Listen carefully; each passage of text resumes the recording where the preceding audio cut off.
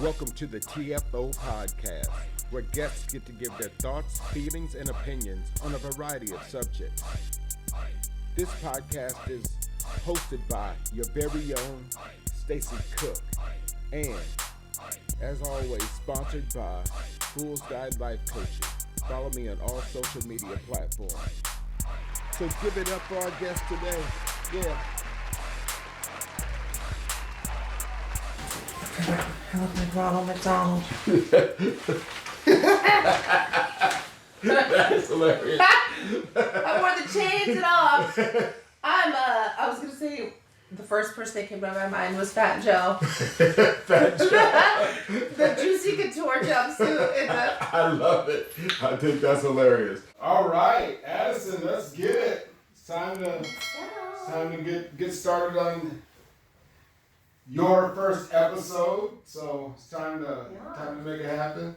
You want to do a little introduction? Well, I'm Addison Joan Mickelson, and I'm from East Moline. All right. Yes. Okay, very good. That's a good intro. You got a little shoulder shake. I know, East Moline. Right. I'm the niece of Stacy. That's right. You know. Question number one. What makes you happy? The first thing that comes to mind is Leo, my dog. He's gonna be 5 in November.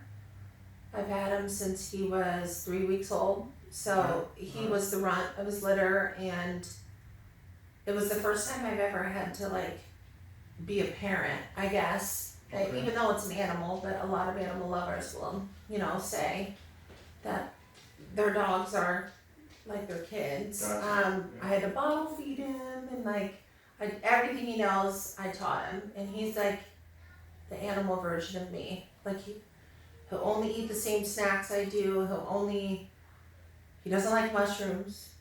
He doesn't like it's seriously, me and him are just in sync. And then the second thing would probably be my love for interior design. I'm always doing engulfing myself in projects painting the house and designing, staging. Yeah. What's your color palette? A lot of people Black. You just black is I what it painted is. every wall in my house black. Wow. Okay. Because I have a lot of modern, beautiful artwork from all over the place, but just blown out, just beautiful colors. And all right. I have a lot of knickknacks, figurines, Murano Italian glass pieces that just completely, one day I woke up and I'm I'm gonna paint this whole house black, and every single piece of art, whether it's on the wall or on the table, everything just pops. Okay. And it gives me so much life. All right. So yeah, I can just use artwork and throw pillows and stuff like that as accents. Everything is just more defined. Is there anybody you admire? If you think about just the people that do things that really make you feel good and make you feel hey, I want to do some of those things. I definitely follow a lot of people as far as celebrity or pop culture goes, but I wouldn't say I admire them though. Oh, okay. I kind of relate to them, though I'm not just saying this to be biased, but there's only one person I really admire, and that's Patricia Cook. Well, that's not bad. I admire Patricia Cook as well. I always just looked up to her, and ever since I was an infant, I just always looked up to this person. She was just perfect. I don't know. Well, even though I know no one's perfect, you know what I mean? I understand. There, she definitely has something about her. Yeah, and I think even it's not just people. I think souls, inside of us, we are, I guess, gravitated towards other souls and energies. Yeah. All right. So, let's do some more fun stuff. What's your favorite show and why? Why'd you pick Right now, for her. Well, I'm watching a lot of shows. I'm rewatching all the seasons of Desperate Housewives.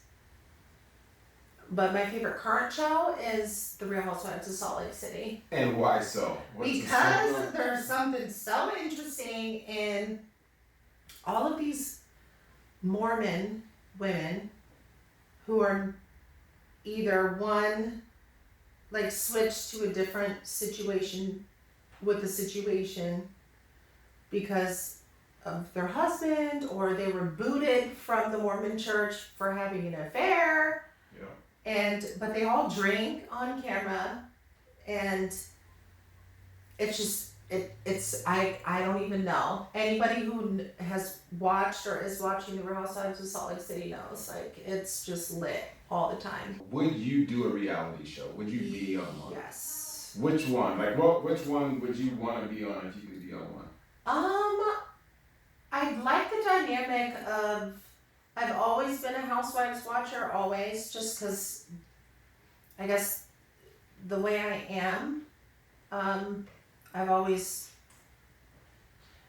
I guess if I haven't shown it, I've always taken pride in saying, like, I'm not just a girlfriend, like, I'm a wife. I do everything, like, I do. I take care of the house. It's like, so when I watch these shows, I relate to a lot of these women who, like, wanna,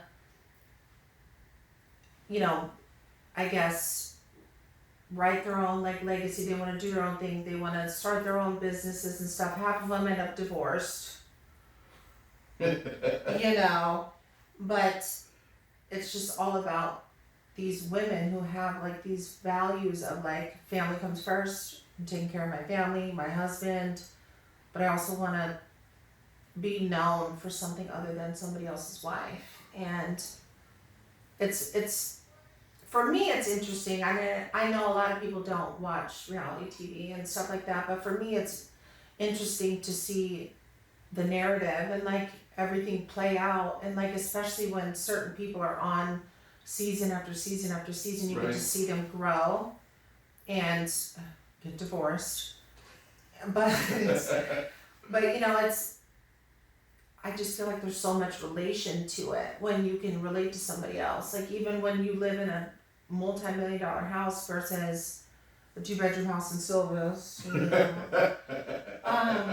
but you can still relate to the values. And that family, to me, even though I guess I will say my delivery's been off, but family to me has always been a big thing. I just was never blessed with a tight knit, like you look at the Kardashians, you look at, you know, I don't even, the Clintons, I don't know if I'm supposed to say that. You can say whatever you want. It's like, you know, you think of all these big families who are so tight, and, like, nobody can puncture that bond.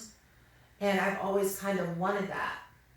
And I think that's why I've always watched, like, Mom Wives and, like, Desperate Housewives, like, all these shows that people are so close. Part of that is that everybody has to feel comfortable with themselves, right? Yeah. So do you feel comfortable in your own skin? Is that part of it? Absolutely, I do, and I'm not just saying that because I'm on camera. I really do know that what I'm doing now with my life is a part of my story, and I do believe that, I've never been asked this question really. I do think that everything, I guess this is what's gotten me through the past few years of my life, is knowing that whether it's good or bad, this is supposed to be what it is now. And this is God's or whoever's plan. Yeah. And I just have to go with it. For the first time in my life, the past couple years, I can say, like, the good days do outweigh, like, the doubt and the bad days.